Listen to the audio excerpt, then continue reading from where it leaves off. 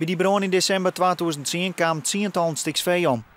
De kist in een gelukkig boeten, maar het geldt net voor deze auto's. 3 Amerikaanse oldtimers, een pick-up en 2 stokkaars binnen volslijn uitbaand. De andere crossauto's erin een flinke reken- en wetterski op.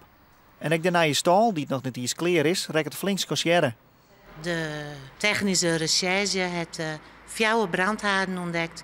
Dus er zijn 4 verschillende auto's in een brand stutsen. Dus er zijn 4 brandhaarden.